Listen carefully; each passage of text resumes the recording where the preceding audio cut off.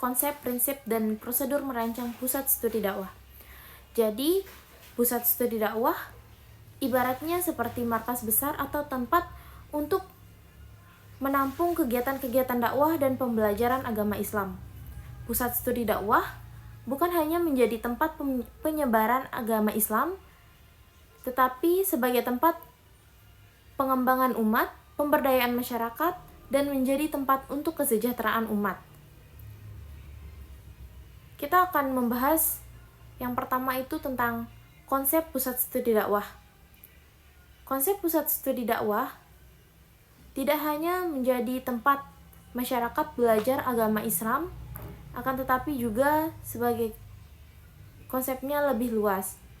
Pusat studi dakwah memiliki peran sebagai pemberdayaan masyarakat seperti kelas agama, Al-Quran, tafsir, hadis, fikih, dan lain-lainnya. Fokus pendidikan pada pusat studi dakwah yaitu bertujuan untuk mendidik umat dalam memahami, mengamalkan, dan menyebarkan ajaran agama Islam secara benar dan relevan dengan kondisi masyarakat yang saat ini. Pusat pengkajian ilmu dakwah yaitu menjadi tempat riset, pengkajian, dan pengembangan metode dakwah yang efektif sesuai dengan konteks sosial dan budaya. Pusat studi dakwah juga berfungsi sebagai tempat pelatihan dan pembinaan bagi calon pendakwah atau dai agar mereka memiliki kompetensi dalam ilmu agama, komunikasi, dan pemahaman dalam masyarakat. Konsep pusat studi dakwah juga berperan dalam memperkuat jaringan dakwah lokal, nasional, dan internasional untuk memperluas pengaruh positif agama Islam. Yang kedua, adanya prinsip-prinsip perancangan dalam pusat studi dakwah, yaitu pusat studi dakwah berprinsip berbasis Al-Quran dan Sunnah. Aktivitas dakwah harus berlandaskan pada ajaran agama Islam, ajaran Al-Quran dan Sunnah, serta menghindari penyimpangan dari ajaran agama Islam. Yang kedua, kontekstualisasi dakwah yang berprinsip untuk menekankan pada pentingnya pendekatan dakwah yang relevan dengan situasi sosial, budaya, dan kebutuhan masyarakat. Yang ketiga, penguatan sumber daya manusia, yaitu menciptakan lingkungan yang mendukung pengembangan kapasitas dai atau pendakwah dengan memberikan mereka pelatihan akademis, praktis, dan spiritual. Yang keempat, adanya kolaborasi dan sinergi yang bekerja sama dengan berbagai pihak, baik dari lembaga pendidikan, organisasi keagamaan, maupun pemerintah untuk memaksimalkan dampaknya ke depannya. Selanjutnya ada implementasi dalam merancang pusat studi dakwah. Yang perlu kita ketahui, kita harus memperhatikan semua aspek yang ada yang telah dirancang dengan baik, termasuk pengelolaan sumber daya manusia dan pengelolaan keuangannya. Yang pertama ada identifikasi kebutuhan,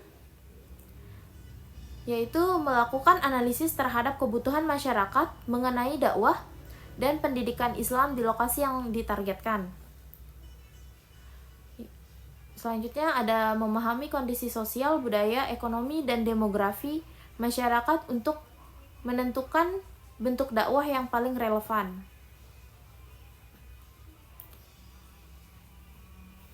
Selanjutnya ada evaluasi dan penyesuaian. Melakukan evaluasi terhadap hasil kegiatan untuk menyesuaikan rencana dengan kebutuhan yang berkembang di masyarakat saat ini. Yang ketiga ada proses merancang pusat studi dakwah. Merancang pusat studi dakwah merupakan sebuah proses yang memerlukan perencanaan yang matang untuk memastikan tujuan utama lembaga tersebut, yakni mendidik dan menyebarkan ilmu dakwah dapat tercapai dengan optimal. Beberapa prosedur umum yang harus dimiliki oleh lembaga tersebut. Yang pertama itu penetapan visi dan misi. Langkah pertama dalam merancang pusat studi dakwah adalah menetapkan visi dan misi yang jelas. Visi merupakan gambaran besar mengenai apa yang ingin dicapai dalam jangka panjang, sedangkan misi merupakan hal yang bersifat praktis dan operasional, mencangkup bagaimana cara mencapai visi tersebut. Yang kedua, ada identifikasi kebutuhan dan sasaran. Setelah adanya visi dan misi yang ditetapkan, langkah selanjutnya merupakan melakukan analisis kebutuhan.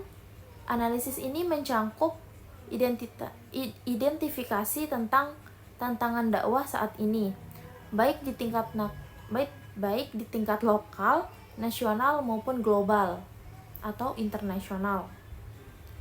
Sasaran utama pusat studi dakwah juga harus diidentifikasi seperti mahasiswa, masyarakat umum, dan komunitas muslim yang lainnya.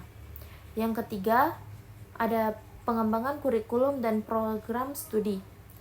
Kurikulum merupakan inti dari pusat studi dakwah yang disusun harus mencangkup materi-materi dasar seperti ilmu Al-Quran, hadis, fikih, tauhid, dan lain-lainnya.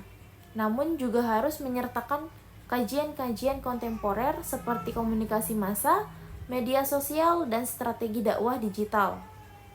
Dan yang keempat, pembangunan fasilitas dan infrastruktur. Fasilitas dan infrastruktur yang mendukung sangat penting untuk keberhasilan operasional pusat studi dakwah. Fasilitas fisik seperti kelas, perpustakaan, lab, komputer, dan ruang praktek dakwah yang perlu disediakan. Kelima, adanya pengelolaan sumber daya manusia dan keuangan. Pusat studi dakwah memerlukan tim pengajar yang kompeten dan berpengalaman di masing-masing bidangnya. Rekrut dosen dan pengajar untuk memahami ilmu dakwah secara mendalam dan memiliki kemampuan komunikasi yang baik.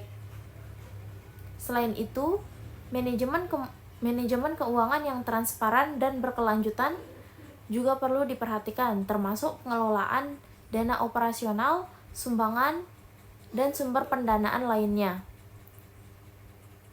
Dengan mengikuti prosedur-prosedur tersebut, pusat studi dakwah dapat menjadi lembaga yang efektif dalam melahirkan para dai yang berkompeten serta menjadi pusat kajian dakwah yang mampu menjawab tantangan-tantangan dakwah di era modern ini.